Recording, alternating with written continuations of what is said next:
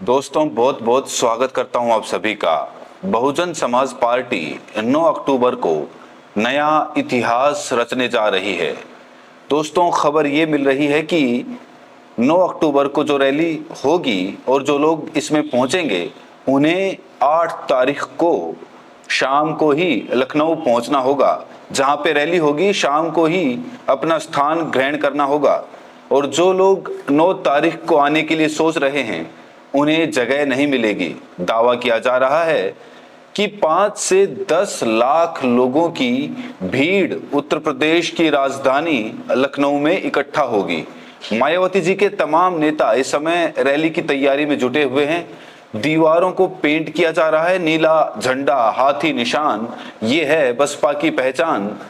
आप जहां देखेंगे, अपने इलाके में देख रहे होंगे, तो दीवारों को नीले रंग से रंगा जा रहा है। आह्वान किया जा रहा है कि सभी को 9 तारीख को पहुंचना होगा। और ये जो रैली हो रही है दोस्तों, इसका इम्पैक्ट बताया जा रहा है कि जो पंचायत चुनाव आने वाला है और 2027 चुनाव आने वाला है, ये उसकी तैयारी की नींव है। लेकिन इन सब के बीच चंद्रशेखर आजाद की एंट्री हो गई है। चंद्रशेखर आजाद की party ASP, Azad Samaj party, इनका भी झंडा नीला है, लेकिन निशान इनका दूसरा है। ये भी नीले रंग का पटका पहनते हैं। बीएसपी की राजनीति को लेकर, मायावती जी की पॉलिटिक्स को लेकर खुलकर बातचीत की है। आकाश आनंद को लेकर भी टिप्पणी की है। साथ ही साथ उन्होंने एक ऐसा दावा किया है जिसको सुनने के बाद जो बसपा के समर्थक हैं वो हैरान हो सकते हैं। जी हां दोस्तों, तो चंद्रशेखर आजाद ने किस तरीके से बीएसपी की रैली को लेकर अपनी प्रतिक्रिया दी है, बातचीत की है, दोस्तों मैं आपको एक वीडियो दिखाने जा रहा हूं। ये वीडियो बहुत ज्यादा इंपॉर्टेंट है।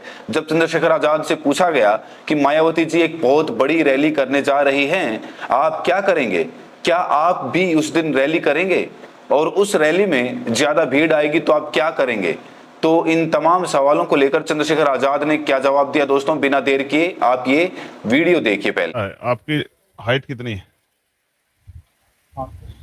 5'10" और मेरी भी लगभग 5'10". आपकी ऊंचाई आपके साथ है, मेरी ऊंचाई मेरे साथ है, आपके कर्म आपके साथ है, मेरे कर्म मेरे साथ है। आप अपनी फील्ड के मास्टर हो, मैं अपनी फील्ड का मास्टर हूँ। जो जैसा करेगा जनता को वैसा समर्थन मिलेगा। आज का समय बड़ा बदलाव का है। ये बात बड़े बड़े दलों को महसूस हुई और जो देश में मुख्य विपक्षी दल है, उनके बड़े बड़े नेता गांव गलियों में घूमते फिरे, यात्राएं करते फिरे। समय बदल गया है। जनता चाहती है कि जिसको हम वोट दे रहे हैं, जिसको हम नेता मान रहे हैं, हमारे बीच रहे।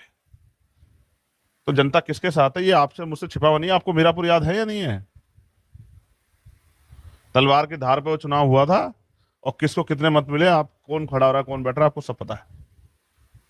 और आपको जहां बैठे नगीना ये भी याद है। और आपको डुमरियागंज का रिजल्ट याद है। और भविष्य में तीसरे पंचायत चुनाव होगा, वो भी आपको याद रहेगा। मेरी बात को आप याद रखना।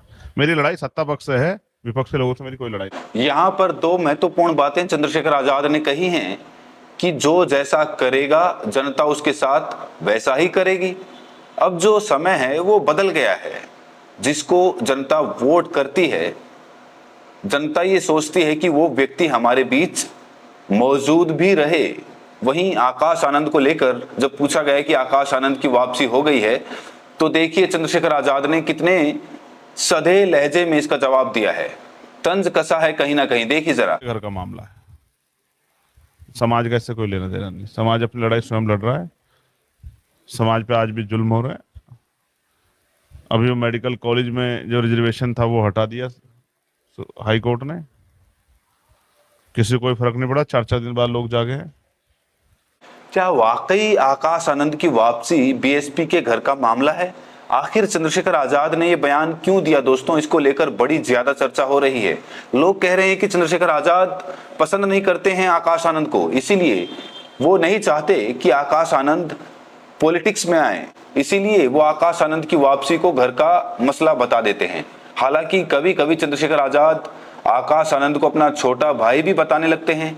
तो ये समझ नहीं आ रहा लोगों को कि आखिर आकाश आनंद पर जब सवाल पूछा जाता है तो चंद्रशेखर आजाद इस तरीके का जवाब क्यों देते हैं, जिससे कई सारे सवाल खड़े होने लगते हैं। वहीं जब चंद्रशेखर आजाद से पूछा गया कि चंद्रशेखर जी, आजकल मायावती जी बड़ी ज्यादा एक्टिव हैं, सोशल मीडिया पर खूब एक्टिव हैं, हर मुद्दे को उठा रही हैं, तो इसको लेकर चंद्रशेखर ने जो कुछ भी कहा ना, उसे सुनकर तो आप दांतों तले उंगलियां दबा लेंगे। चंद्रशेखर ने कहा कि आजकल हमारे ट्विटर हैंडल को देख देख कर बड़े बड़े नेता ट्वीट कर रहे हैं। हालांकि चंद्रशेखर ने यहाँ पर मायावती जी का नाम नहीं लिया है, लेकिन इशारों इशारों में बोल दिया कि हमारे ट्विटर हैंडल को कॉपी किया जा रहा है।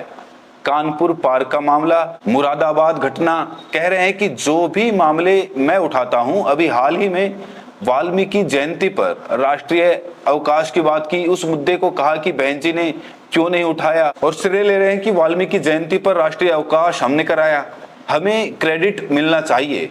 चंद्रशेखर आजाद के तमाम समर्थक यही दावा कर रहे हैं। यही नहीं दोस्तों, चंद्रशेखर आजाद ने यह भी कहा कि मेरे पास ताकतवर लोग हैं, देश प्रदेश की राजनीति को एएसपी बदल कर रख देगी। देखिए चंद्रशेखर ने किस तरीके से दावा किया है। मैंने कानपुर के पार्क का मामला उठाया तो फिर 8-10 घंटे बाद फिर उठे। मैंने मुरादाबाद का मामला उठाया तो फिर 8-10 घंटे बाद उठे। ऐसा लग रहा है कि बहुत सारे दल तो हमारा ट्विटर हैंडल देख के अपनी राजनीतिक एजेंडे को आगे बढ़ा रहे हैं, ऐसा लगता है। बाकी आज़ाद समाज पार्टी बीमारी में कार्यकर्ता दिन रात मेहनत कर रहे हैं। और मेरे आसपास देखोगे, मैं अकेला यहाँ नहीं सोया था, हमारे सैकड़ों कार्यकर्ता जो अपनी मेहनत से सक्षम बने हैं, वो भी इसी गर्मी में और इसी खुली जगह पे यहीं मेरे बीच मौजूद, मेरे साथ मौजूद थे। मैं इसलिए ताकतवर हूँ कि मेरे पास विश्व के सबसे अच्छे नेता कार्यकर्ता हमारे आंदोलन से जुड़े हुए, इसलिए मैं अपने आप को ताकतवर मानता हूँ। और जैसे जैसे हम सब लोग मिलकर काम करेंगे, आज़ाद समाज पार्टी प्रदेश और देश की बड़ी मुख्य पार्टी बनने का काम। तो यहाँ चंद्रशेखर आजाद साफ तौर से कह रहे हैं कि मेरे पास ताकतवर लोग हैं, मैं ताकतवर हूं, देश प्रदेश की जो राजनीति है उसे बदलकर रख दूंगा। हालांकि इशारों इशारों में उन्होंने ये भी दावा किया कि मैं बीएसपी से भी आगे निकल जाऊंगा। क्या लगता है दोस्तों, चंद्रशेखर आजाद के दावा कितना सही है? क्या चंद्रशेखर आजाद की तुलना बहन जी से होनी चाहिए? और जिस तरीके से आजकल मीडिया में डिबेट छिड़ी हुई है कि चंद्रशेखर आजाद बहुत बड़ी चुनौती बन गए हैं मायावती जी के लिए, क्या आपको भी ऐसा लगता है या सिर्फ मीडिया में ही ऐसा दिखाया जा रहा है? क्या चंद्रशेखर आजाद बहन जी की कोई तुलना हो सकती है? आखिर बार बार दोनों के बीच तुलना हो रही है। दोस्तों, आप कोई भी इंटरव्यू उठाकर देख लीजिए, चंद्रशेखर आजाद से जब भी पूछा जाएगा सवाल, तो सवाल फिक्स रहेंगे, 3 सवाल फिक्स रहेंगे, बीएसपी, मायावती जी और आकाश आनंद।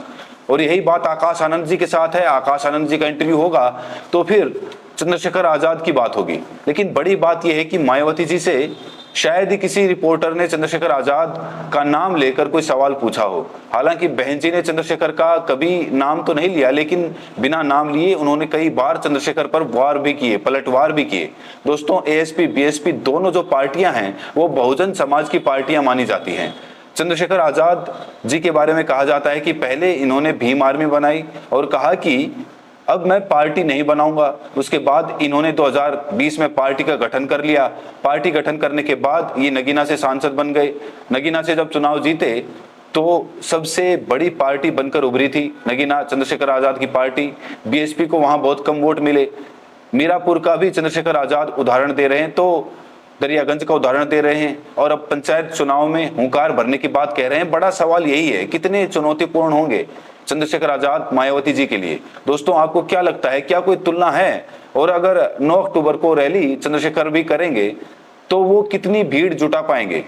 और क्या वो बहन जी को कभी राजनीतिक रूप से पीछे छोड़ पाएंगे? वैसे दोस्तों, मेरा व्यक्तिगत मानना है कि जब तक बहुजन समाज इकट्ठा नहीं होगा, जब तक सभी दलित नेता एक छतरी के नीचे नहीं आएंगे, चाहे फिर वो चंद्रशेखर आजाद हो, चाहे फिर वो मायावती जी हो, फिर आकाश आनंद हो, तीनों पार्टियां जब तक इकट्ठी नहीं होंगी, एक छतरी के नीचे नहीं आएंगी, तब तक बहुजन राजनीति मुख्य धारा में नहीं आ सकती। हो सकता है आप अपने जिलों में, अपने प्रदेशों में कोई ना कोई पहचान हासिल कर लो, कोई ना कोई जीत हासिल कर लो, लेकिन जब मुख्य धारा की राजनीति होगी, सेंट्रल लेवल की बात होगी, वहां पर बहुजन राजनीति कभी पहुंच नहीं पाएगी। अगर बहुजन नेता जो हैं आपस में इस तरीके से टूटे रहेंगे, बिखरे रहेंगे, एक दूसरे के प्रति मनमुटाव रखेंगे। होना तो ये चाहिए कि गठबंधन करके किसी भी तरह जो मुख्य धारा की राजनीति है उसे बहुजनों को हासिल करना चाहिए, लेकिन इसके उलट काम हो रहा है। बहुजन नेता खुद के ही बहुजन नेताओं को कमजोर करने का काम कर रहे हैं, उनको साथ लाने की बात कोई नहीं कर रहा है। और हर प्लेटफॉर्म पर आप चाहे कहीं भी चले जाए, जहां भी इंटरव्यू होता है, इनकी आपसी तकरार के सवाल होते हैं। कोई भी रिपोर्टर ऐसे सवाल नहीं करता कि गठबंधन के बारे में इन नेताओं के क्या विचार हैं। आखिर जनता भी सुनना चाहती है कि क्या ये सच में बहुजन जो समाज है उसका भला चाहते हैं या फिर अपनी राजनीति चमकाना चाहते हैं? मैं चाहूंगा कि ज्यादा से ज्यादा रिपोर्टर इस सवाल को उठाने का प्रयास करें कि आखिरकार जो बहुजन नेता हैं वो एक छतरी के नीचे क्यों नहीं आ पा रहे, क्या अड़चने हैं, क्या समस्याएं हैं, और उन समस्याओं को दूर करके क्या बहुजन नेताओं को एक छतरी के नीचे एक पाले में लाया जा सकता है जिससे कि बहुजन राजनीति मुख्य धारा में आ सके। आपका क्या सोचना है इन सब मुद्दों पर? कमेंट सेक्शन में अपनी प्रतिक्रिया हमें जरूर दें और साथ ही ये भी बताएं कि ये वीडियो आप देश के किस कोने से देख रहे हैं। बहुत बहुत शुक्रिया।